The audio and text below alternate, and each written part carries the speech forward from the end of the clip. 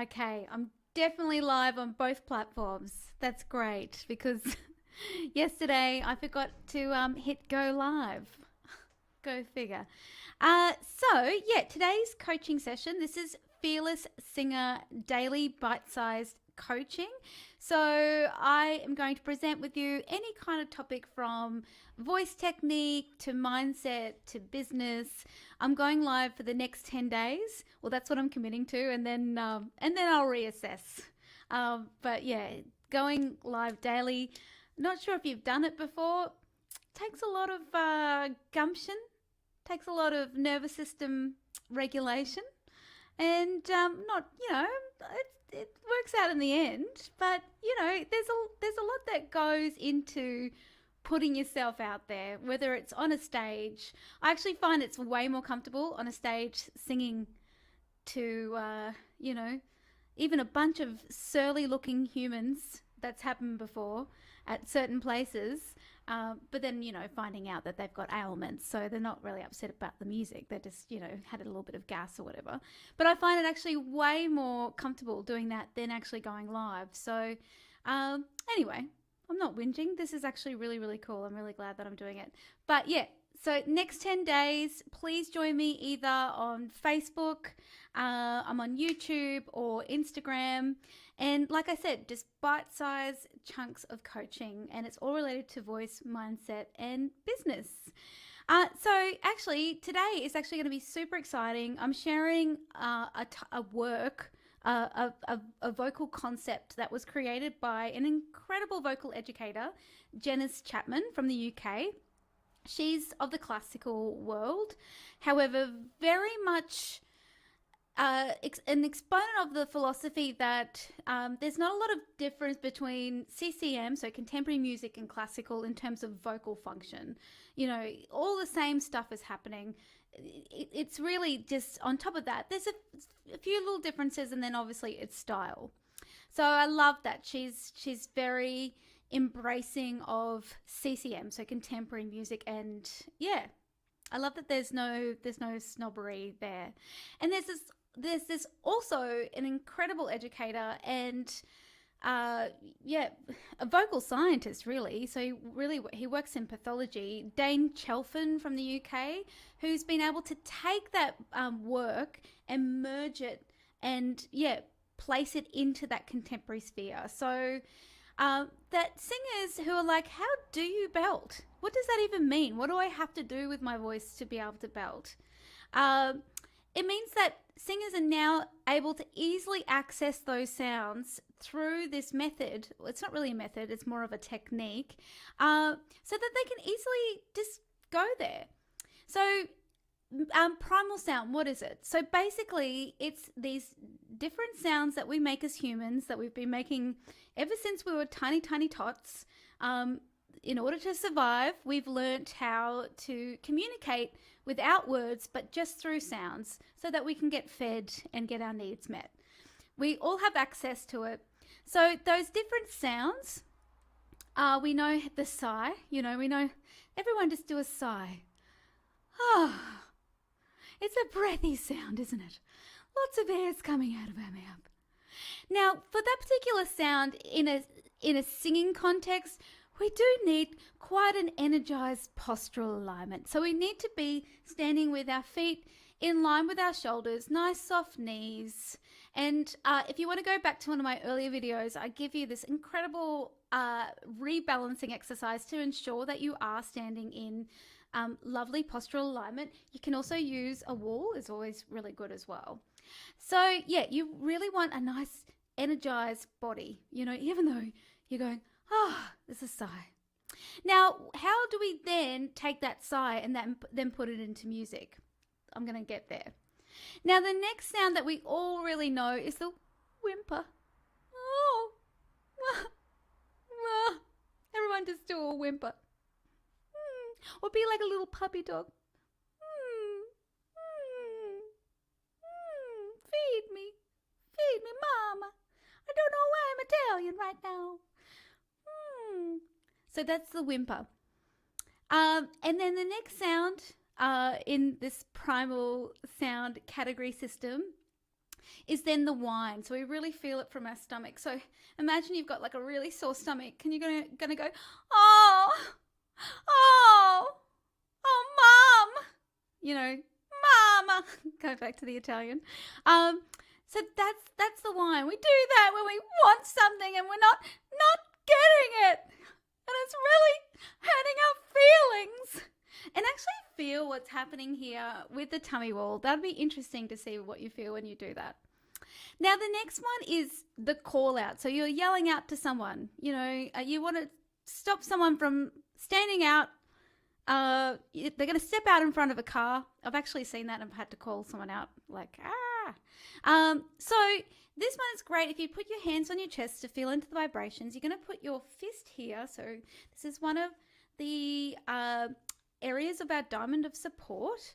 And you're just going to do, so imagining you're watching someone who's about to get hit by a bloody car and you're going to go, hey, hey. So do you want to do that? I know it's really tricky because you're probably all like, I don't know, like there's people around you or whatever. But, you know, give them something exciting to talk about for the next few days. So I'm going to count you down. 1, 2, 3. Did you do it? By the way, feel free to leave comments. And also, too, if you're watching this via replay, just hashtag replay so I know that you're watching it. If you have any questions whatsoever, please do not hesitate. I love people talking to me. So send me a message or make a comment, or if you've got an observation or you like my cool t-shirt that my bestie designed for me at Spoonie Joe, feel free to go over to her page. She's an incredible illustrator and artist, and she's got all these fantastic t-shirts. So let me know in the comments. So those are those primal sounds. We all know them.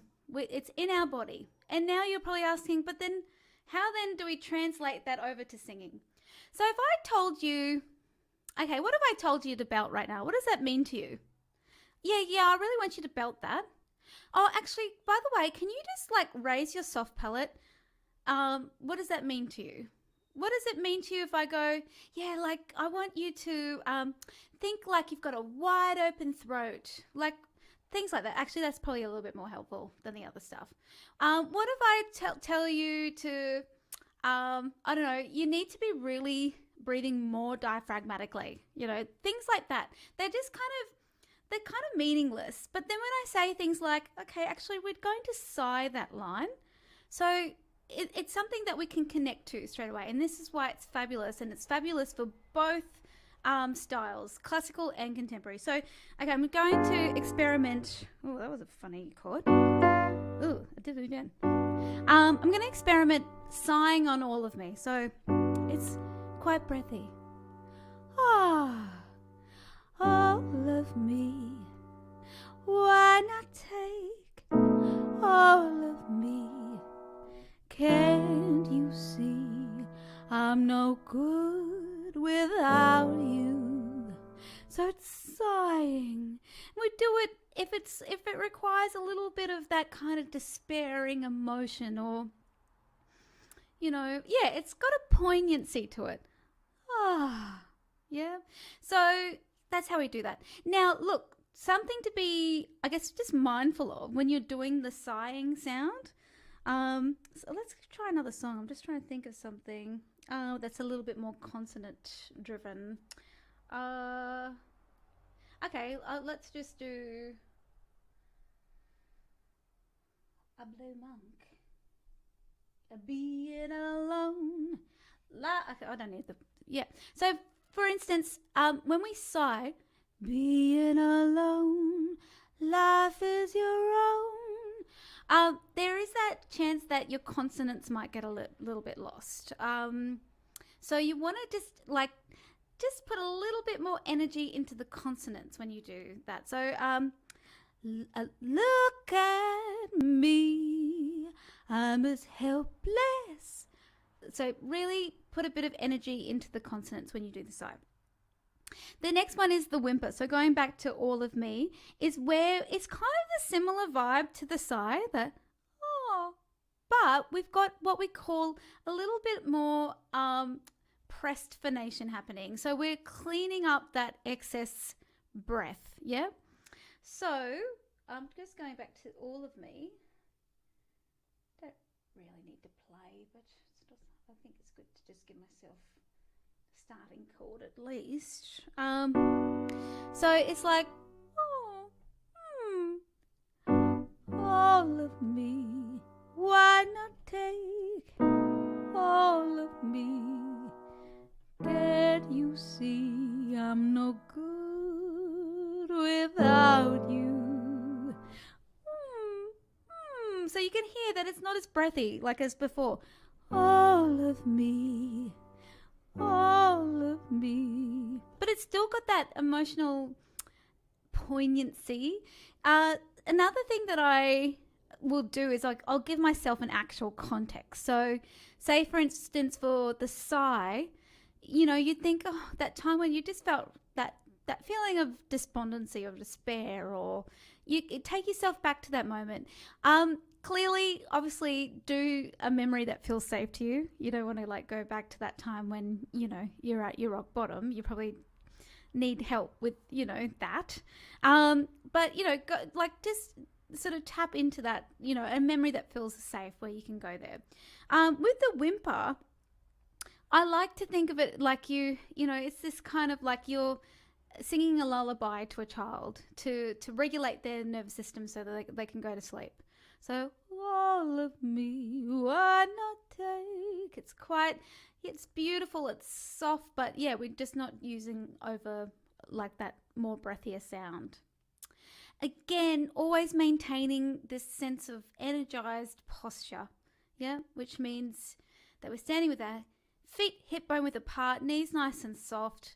There's a real sort of buoyancy in our body. A lightness merged with a sense of groundedness. The next one from whimper is the whine. You hear this a lot in country music. So the, she left me and my dog ran away. Oh, God, that was terrible. Holy shit. And it's live. But it's that feeling of you feel sore in your stomach and you go, oh, no. Oh. So if we want to do that on all of me, it's like, all of me, why not take? And this is obviously very over-exaggerated. All of me, can't you see I'm no good without you? It's probably not a very good song to demonstrate that on. Hear that lonesome whippoorwill. He sounds too blue to cry. The midnight train is winding low. I'm so lonesome. Oh my God, you get the idea anyway. So that's the one. It's got energy. It's a belt sound, but it's not the call out. So the hey, yeah. So, oh gosh. But now there's nowhere to hide since you took your love aside. What's the words for that song? Let me see if I can. That's a belty song. Hopelessly Devoted to You is a really good one to try this one on. What about I Love You, Baby? I love you. So call out is like a, hey, I love you, baby. When I look at you, I need you, baby. Ha, hey, calling out. So those are the sounds. And if you want to explore more, there is a fantastic video. I'm just going to get it up so I don't stuff it up. So if you go onto YouTube and type in Dane Chalfin, Primal Singing in Action, and I invite you to try it out this week. So you could even so this is Dane Chalfin working with a singer-songwriter on her own original piece. So you could actually just, he does the different stages of sounds. You can just hit pause and just have an experiment. Just copy what that particular singer is doing, or you could try it with one of your songs. You could take a line and go, okay, I'm going to try the different sounds. So there's the sigh, so it's quite breathy, the whimper, and also the whine and the call out.